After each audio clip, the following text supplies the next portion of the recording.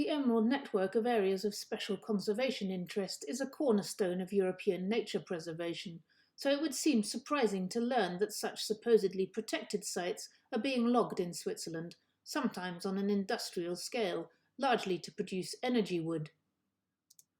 The Emerald Network forms a lattice of nature reserves spanning Central Europe and the EU, where it is better known as Natura 2000, which fans out into a number of Eastern European as well as African countries.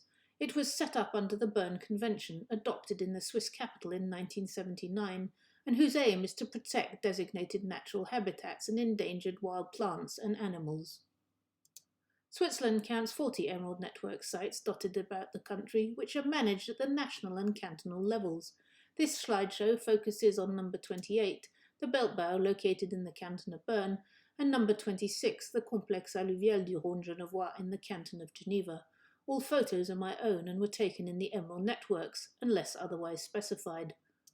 The Belpau extends upriver from the Swiss capital along both banks of the river Aare.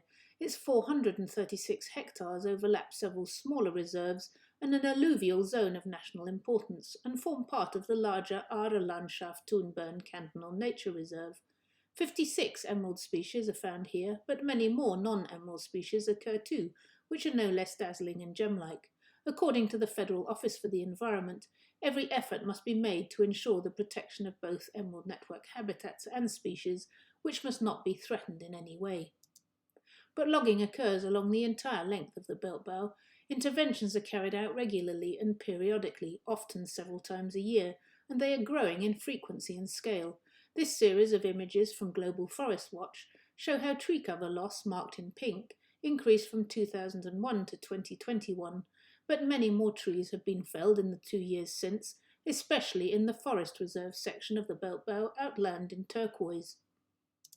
The forest reserve is managed using sustainable and moderate forest management practices, according to a 2010 report by Bern, co-authored by the then forester. The moderate silviculture was carried out in stages. Hibernating and slow-moving amphibians and reptiles didn't stand a chance, neither did nesting birds.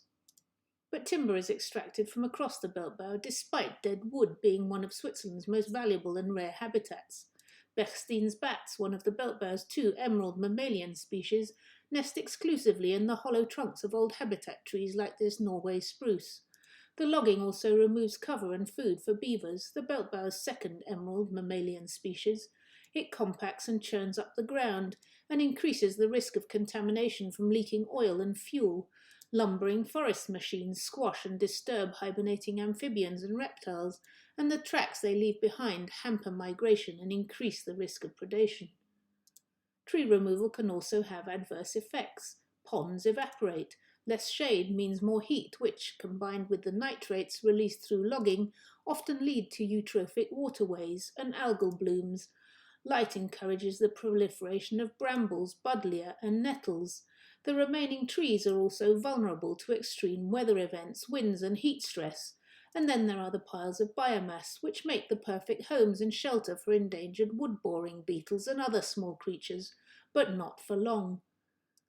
Indeed, most of the Belpau's wood piles shown in this presentation have gone up in smoke.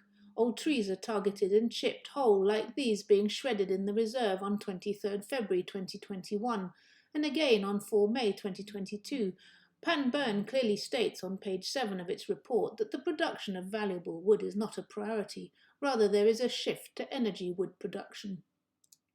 In the far west of the country lies the Complexe alluvial du Rhône genevois. Extending from Lake Geneva down the river Rhône, it encompasses a vast alluvial network and various lowland habitats, harbouring one of Switzerland's most important waterbird wintering sites. It hosts 113 protected European species and 430 species on Switzerland's Red List. It overlaps an internationally recognised Ramsar site as well as multiple smaller, nationally important cantonal nature reserves. Logging is less radical than in the Belpau, but it is ramping up here too.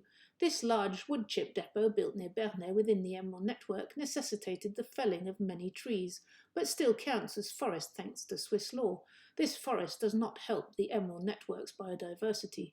Quite the contrary, the depot must be kept filled, so more trees are falling across the Emerald Network and its various reserves, including giant habitat trees in the Ramsar site of international importance, within its so-called reinforced protective perimeter. Deciduous hardwood trees are targeted, very often species-rich oak. Visitors are rightly prohibited from picking flowers or letting dogs off leads, but heavy logging machinery is free to churn up the ground, crush or frighten off wildlife, and fell and remove trees. And once more, most of the felled trees will be going up in smoke. Here are whole trunks, largely deciduous, being chipped back at the Bern depot on 30 November 2022 from trees that once benefited species across the emerald network. But regardless of what the wood becomes, are practices and scenes like this really acceptable in emerald networks where species and habitats must not be threatened in any way? Are they acceptable in any nature reserve? What is the point of partial forest reserves and protected areas if they can be logged with such impunity?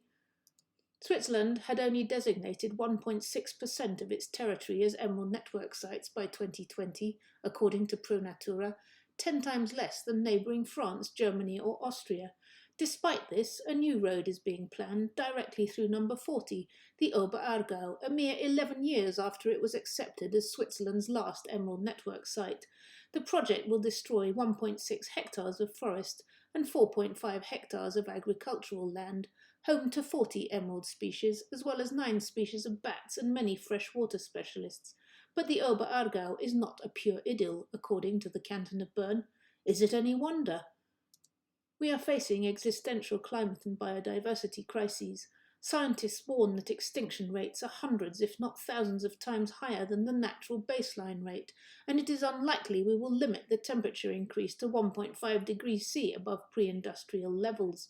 Switzerland is warming at twice the global average, and has some of the highest percentages of threatened species across all OECD countries, almost half of which depend on forests.